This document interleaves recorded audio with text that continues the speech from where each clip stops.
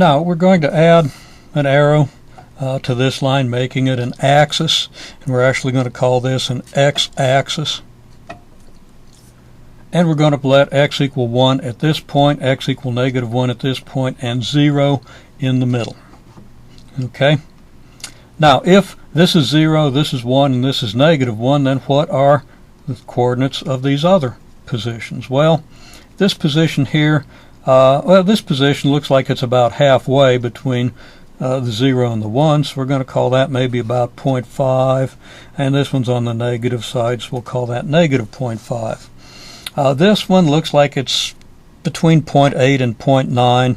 I'm going to cheat a little bit. I know that this is closer to 0.9 than it is 0.8, so I'm going to label that 0.9. I'm going to label this negative 0.9. It's actually about 0.876, about 2/3 of the way between 0.8 and 0.9, actually 3/4 of the way. But we see that we have these coordinates that are associated with the 0, 30, 60, 90, 120, 150, and 180 degree positions. Well, when we do this, if we let this be negative 1 and this be positive 1 with 0 in between, then we say that the cosine of 30 degrees appears to be, and I'll write little wavy equal signs, appears to be about 0.5. Sorry, that should be, let's cross that out, and let's write it correctly. Cosine of 30 degrees appears to be about 0.9. Now the cosine of 30 degrees is just the coordinate that you get when you do this. Again, from negative 1 to 1 with 0 in the middle, whatever the coordinate of this is the cosine of 30 degrees. The little wavy equal sign means the cosine of 30 degrees is about equal to 0.9. And similarly, we can see that the cosine of 60 degrees would be what? Well, 60 degrees gives us a coordinate of about 0.5.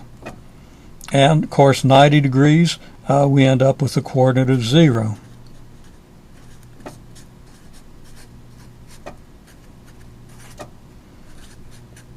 And so forth. The cosine of 120 degrees would be negative 0.5. Cosine of 150 degrees would be negative 0.9. Cosine of 180 degrees would be negative 0.1.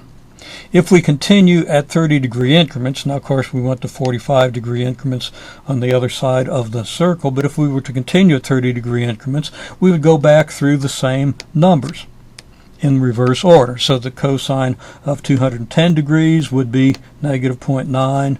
Another 40 brings us to 240 degrees. Another 30 brings us to 240 degrees. We'd have negative 0.5, and so forth. And this could continue all the way around the circle until we end up with the cosine of 360 degrees, which would be 1. Now we know that's 1 because we know that this point is the x equals 1 point. There's another way to measure angles. We don't measure angles only in degrees. There are lots of different units in which angles can be measured. Because the circumference of a circle is 2 pi times its radius, we're going to divide the circle into what we call 2 pi radians of angle measure. We're going to say that if we go all the way around the circle, we've gone through an angle of 2 pi radians. Now there are reasons for that, and we're not going to go into those reasons in any depth. Just if we do so, first we notice that 30 degrees goes into 360 degrees how many times? Well, we could count them. 1, 2, 3, 4, 5, 6, and 6 more makes 12. So that 30 degrees is 1/12 of the 360 degree circle. Well, 1/12 of 2 pi radians is 2 pi divided by 12, which is pi divided by 6. So every 30 degrees corresponds to pi over 6 radians. So when we go to 30 degrees, we're at pi over 6 radians. When we're at 60 degrees, we're at twice that, which we're going to say is 2 pi over 6. Yes, I know that reduces. It reduces to pi over 3, but I'm going to write it as 2 pi over 6 just to keep the pattern. Okay, and then when we go another 30 degrees, we're at 3 pi over 6. Another 30 degrees is 4 pi over 6, corresponding to 120 degrees. 5 pi over 6, 6 pi over 6. Now 6 pi over 6 we'll go ahead and reduce. 6 pi over 6 does reduce, of course, to pi.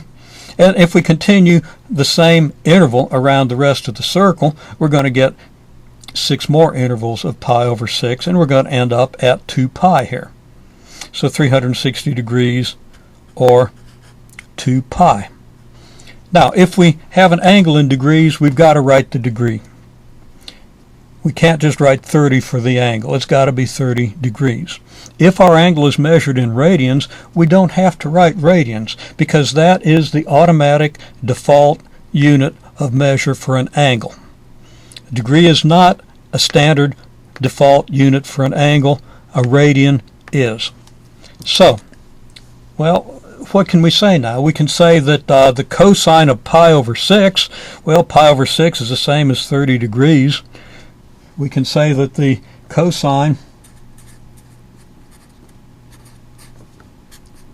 of pi over 6 is what looks to be about 0.5. And the cosine of 2 pi over 6, and I did the same thing here. I'm going to have to cross that out. That's 0.9, not 0.5. Okay. Cosine of 2 pi over 6 is 0.5. I'm just so anxious to get to that 0.5 because I happen to know that's exact and this isn't. We'll see that in a few minutes, etc. Notice how I used dominoes to obliterate my previous error. Don't have a way of inserting a domino in here, so I can't pretend I didn't make that one. Okay, so what we see is that we can divide this circle up into 12 intervals, 12 arcs, 12 equal arcs, each of which is either 30 degrees or pi over 6 radians. We can start numbering them from here and move around counterclockwise.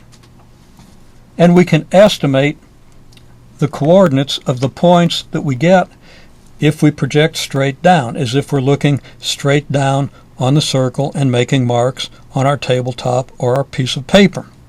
Again, remember that these marks correspond to the positions of a pendulum at equal intervals as it swings back and forth between one end and the other.